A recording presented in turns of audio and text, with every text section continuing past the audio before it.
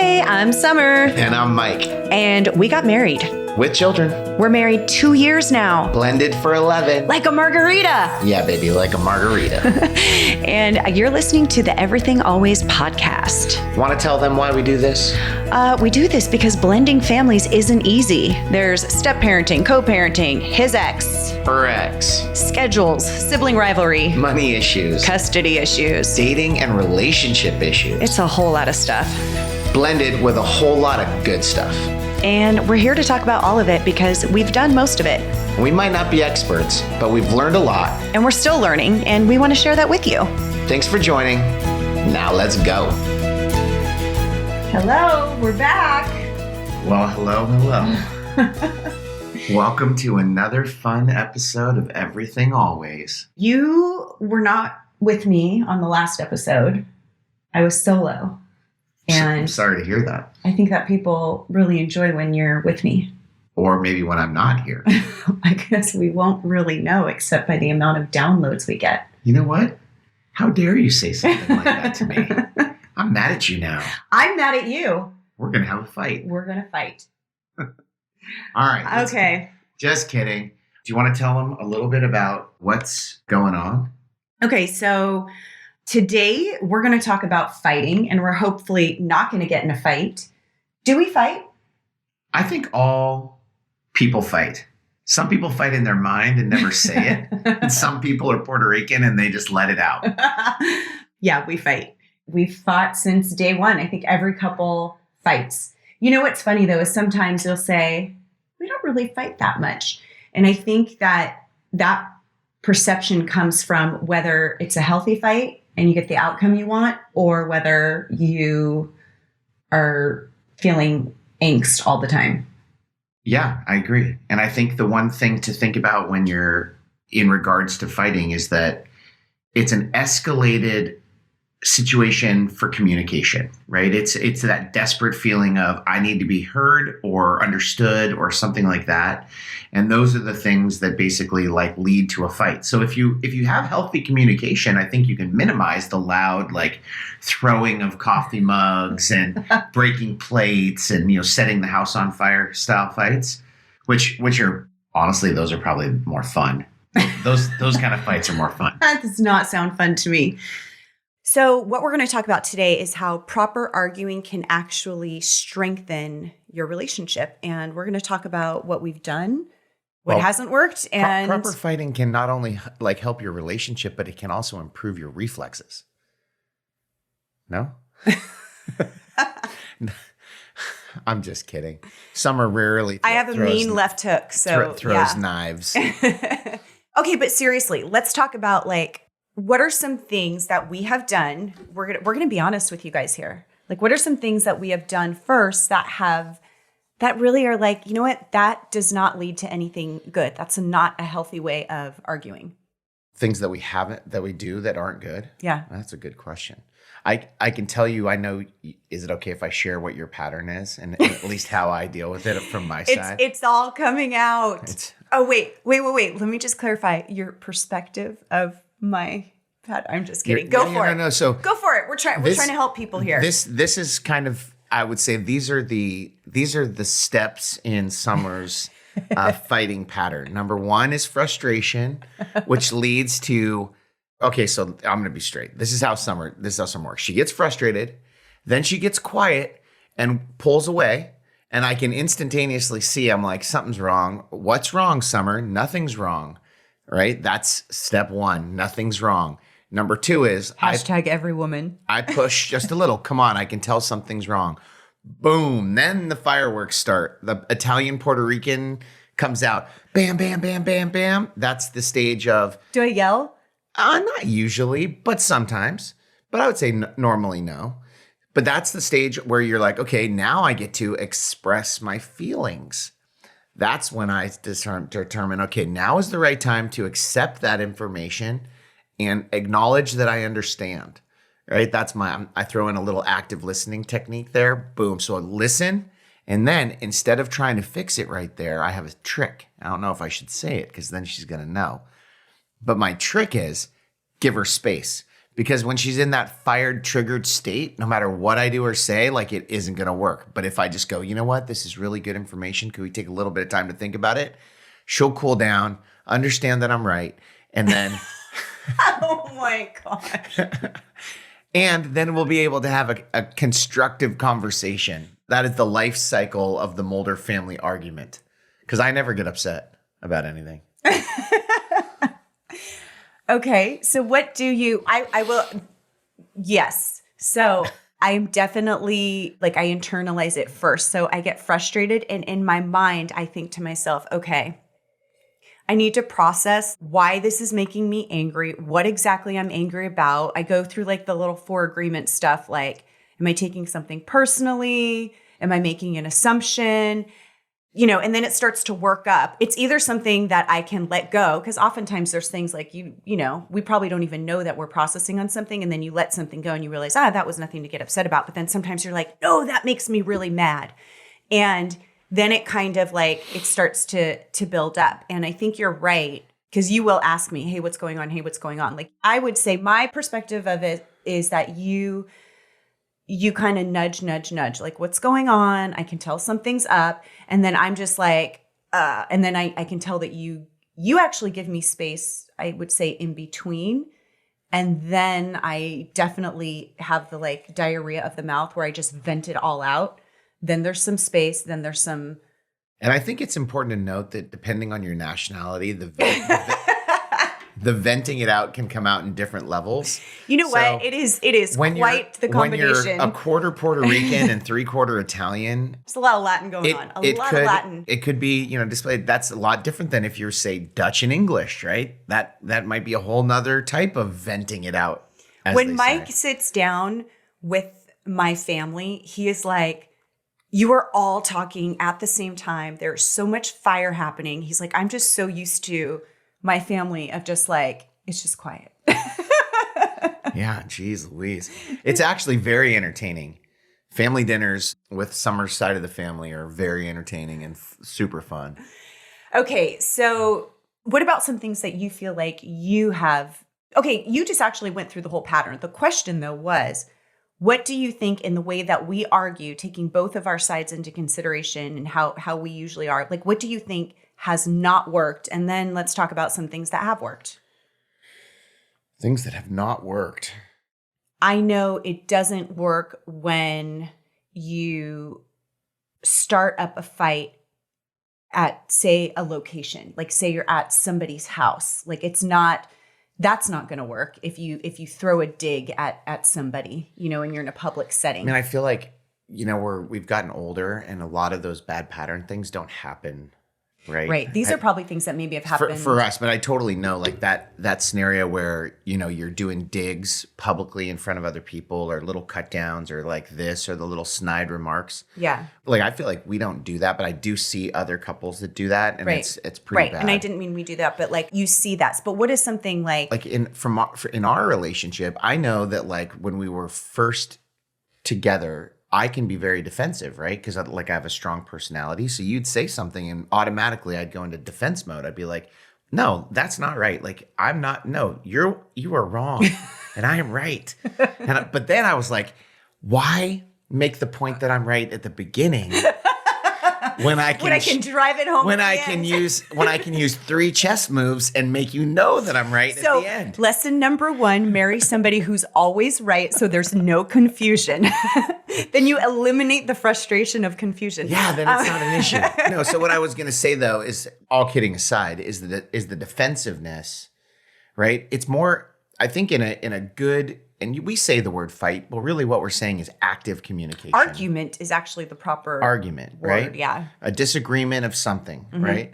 So if you can actually just take the time, kind of put your feelings and opinion aside, give the person that you supposedly care about the opportunity to express how they're feeling, have them understand that you understand what they're saying, whether you agree or not. This doesn't mean that you have to agree with what they're saying, but you have to acknowledge that you understand their side. Then in a good functional relationship, you would have the opportunity then to express your side and they would understand. And I think through that practice of understanding, typically you find common ground.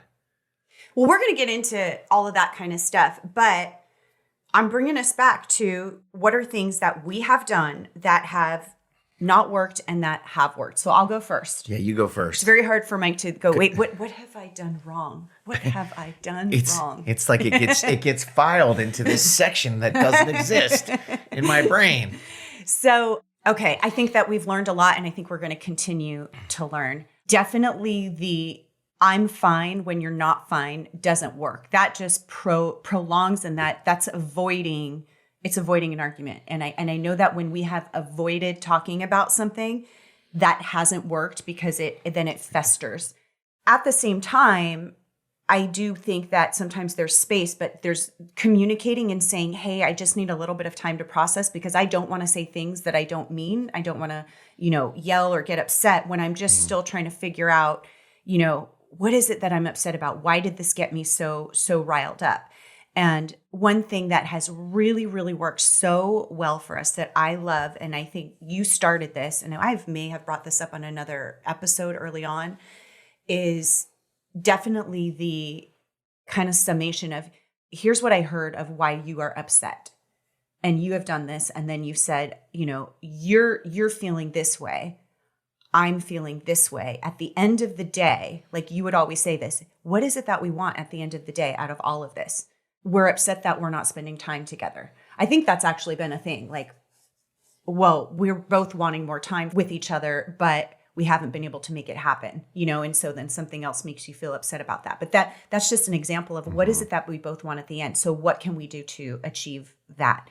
That has been, in my mind, something very successful for us. Well, that's like a normal, even just problem solving process, right? Like what's your optimal outcome? What are you trying to achieve? Right. Through understanding and communication, you should be able to, if you have common goals, right? Yeah, exactly. Work toward those things. Work together towards solving There this was one problem. other thing that I was going to just jump in as you were saying, like at the beginning in terms of things. And I think we've done a really good job of doing this. And that's laying out kind of the ground rules of how you fight. Mm-hmm. And you should do it when you're actually in one of those super lovey, like we get along times and go, hey, you know what? We're not always going to get along. Mm-hmm. Can we lay out some ground rules for things that are appropriate for when we fight, right? Mm-hmm. Like, what are they? We don't get to hit each other. Well, yeah, that would. Well, it's just, I'm just saying. Right. Like, these are the rules. Like, you don't get to grab my shoulders, push me up against a wall. There's no physical aspect. That's a game breaker. Just don't be with that person. Yeah, don't be with that person. But I'm just saying, like, line By out the way, the rules. this is effective fighting for couples that when you're like, I love and want to work. No, this isn't Fight Club. Person. We're not telling you how to fight. The techniques for an awesome leg sweep. No, so that's like one, like lay out the rules. The next one would be, we aren't going to say things to each other that are going to have lasting damage after the argument. Absolutely. Oh my gosh. Right? So. And those are, I think. I leave my shoes out and then you come and like cuss me out for that. No. Do you see what I'm saying? You're going to lay out the rules. So one of the things is. Yeah. Say, hey, no matter how frustrated we are with each other, we're never going to get to say terrible things to break the other person down. Let's just agree to that. And that's into name calling. I hate name calling and part, any type of arguing. And that is something that we really, because it breaks your true bonds. The things that are holding you together as a couple, it will break those things down. Regardless of what the argument's about, the argument can have lasting effects to actually damage your relationship for the long term. On a respect level, I will say this about us. I mean, since the beginning, I don't recall ever there being name calling going on. You're this or you're. I think that might have said you're acting. You're acting very cold, or you might say something like that. But I don't think there's. Well, you hear the people fighting. They're like, "You dumb shit, motherfucker." I said it soft. I don't think anyone can hear. But if you saw my face, I was using them all, and there was all the, whatever. Right, but cuss on the podcast. No, the thing is, though, is that I don't think that to me is going to a place like. But that just comes to the level of respect that I have for you, that I would not do that. Correct. But I think if it's like those things, if you can actually verbalize the fact that, hey, these are the rules for how we argue. Because absolutely, I agree. when you're in the point where you're triggered and you're super frustrated and you're desperate to like be heard, yeah, the ground rules, unless literally verbalized, are a whole new deal, Yeah. right? I mean, how far are you willing to go, right? Are you willing to like throw the plate? Are you Right. willing to slap your husband? Are you willing to, just for my satisfaction, just like say one thing that you have done that doesn't work, that is not effective. I want our audience, they look at you as this like perfect person. I just want them to be able to see that he too is human and he too makes mistakes. I'm really rarely, but it happens. I'm really trying to think. Well, I mean, we talked about. No, that before. you did say that. I would try to fix. I'd be defensive, and I would try to fix the problem. Yeah. Right. So, like, you're frustrated about this. This is okay. This is the fix because I'm a problem solver. Right. It's my superpower, and sometimes it's not about fixing the problem. Sometimes it's just about like having the person know that you understand that and then fix it, change it. Yeah. Right. Or whatever the thing is. Or maybe not. It doesn't mean that you have to change. Even like there's a good chance somebody could be frustrated about something and you're in the right. But have a good conversation about it and to determine. Hey guys, guess what? We have a new website where you can see all of our podcasts and get easy access to the show notes, everything we talk about on the episodes, and you can even listen to the podcast directly from the site. You can contact us through the site and share your thoughts and questions. Check it out at www.everythingalways.co. That's www.everythingalways.co. And you can also follow us on Facebook and Instagram at Everything Always Co. We just set it up and we'll be sure to put important announcements there. And we love that this podcast has been so helpful to so many, and our hope is to share it with even more. So can you help us? Will you take a moment now or after the episode to subscribe to the podcast, write a review, and share it? It would mean the world to us, and it helps us to keep bringing you the best content. Come on, we appreciate you guys. So what do you say, baby? Back to the episode? Back to the episode. Well, okay, here's what I think we should do right now. Enough about us. Let's talk about some things that we know that have worked for us and things that if this is something that you're like, we get on each other's nerves. Hey, we're all in quarantine right now still, and you're on top of each other a lot more, hopefully. And hopefully you're making good use of your time. But really that you're actually, you can get to that point where you're like, oh my gosh, we're driving each other crazy or things are popping up more. I think for a lot of couples, for some, it's really bringing them closer together. And for some, it might be bringing out some things that you're like, oh, ick. There's things that are being triggered or whatever. So I liked life so much better when you went to work at 7 and came home at 6. I really loved you in small doses. Yeah, I like the 2 hours that we would spend together instead of the 24 hours. Well, look, every relationship is different, by the way. But if arguing is, I do believe that having arguments is a healthy thing because it's a way to communicate and bring you closer together and really make your relationship stronger because it shows how you can get through problems because problems inevitably arise. So here are some things. Like one thing is, I think I said this a little bit earlier, timing is... These are the bullet points. Yeah, these are the bullet points. Here's the takeaways. Here's your takeaways.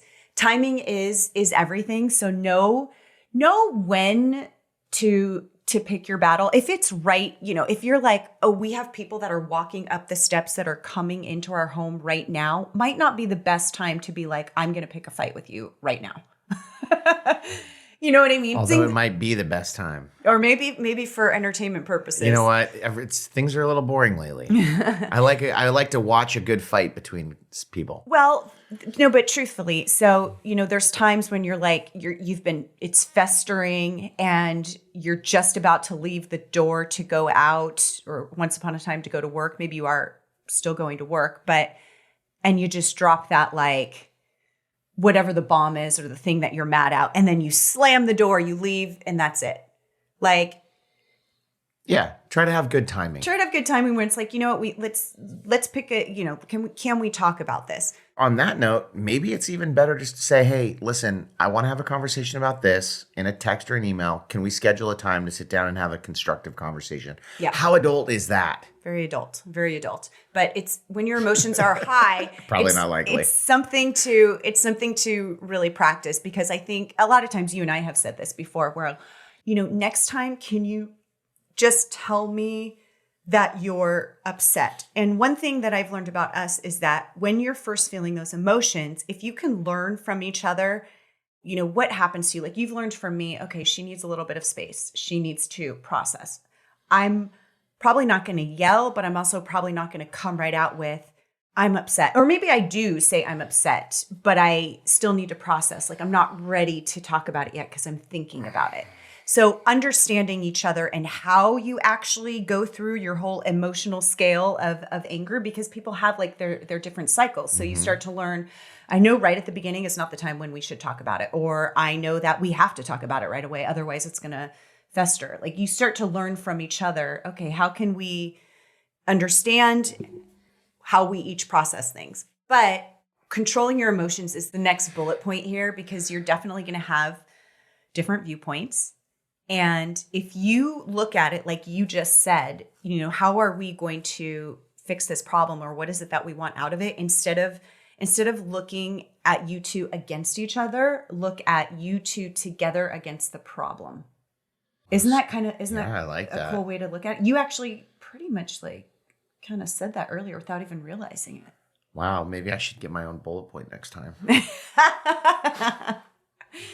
Okay, here's a good one. Stay on topic. Yeah. Oh, wow. And she's looking, if you could look through the podcast right now at the eyeballs. No, because he's going to call me out. He's going to be like, that's because you need to stay on topic. Because I go off on tangents. What does that mean? That means, like, if the argument is we had dinner reservations at 7:00 and you came home at 7:30 and I'm upset and we're arguing about that. Then we probably don't need to talk about the fact that, like, I also leave my shoes around the house. Exactly. Not pertinent to the current argument. It gets too cluttered. You can't effectively, like, create change if you're trying to argue 17 different topics. Pick one at a time. Exactly. Pick one at a time. It definitely is more effective. You are good at this next one, which is make requests, not complaints.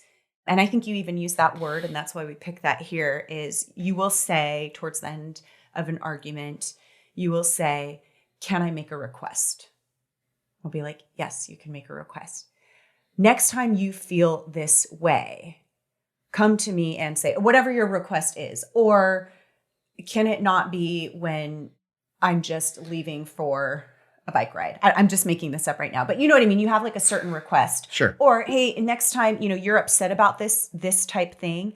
Can I make a request that you schedule time with me? Or can I make a request that you don't throw the coffee mug at my head? It's because it's dangerous. It's dangerous. It's dangerous. Maybe I've yet to throw anything at you. Not the face or hair. Besides my like eyes that are like, hey, baby. Throw those daggers at you. Okay. Acknowledge your partner's point of view. That's a big one, because sometimes we're so wrapped up in our own, like, I'm so upset, and you think that your opinion is right and that your point of view is right.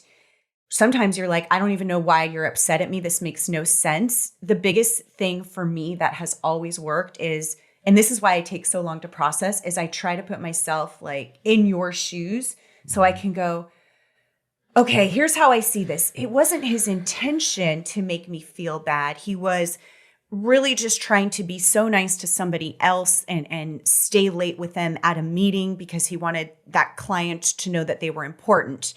However, I'm feeling upset because it made me feel like I wasn't a priority. You were late. It's a good example.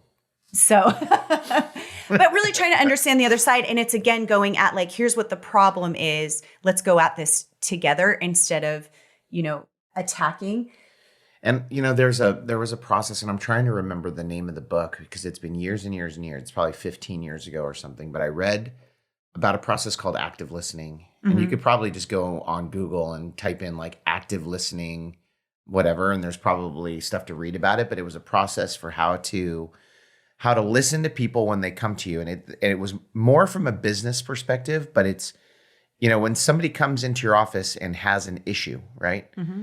Or is upset because something's going on from a business perspective, it's the same thing, right? It's the whole process of the things that you need to do in order to be able to actively listen, acknowledge, have a clear understanding of the desired outcome, and then collaboration to achieve it, which is how you empower people to be able to do that, right? So that I just say, you know, active listening, if you Google it, like is something that has been very effective for me. And I know that a lot of things changed when I started trying to deploy that.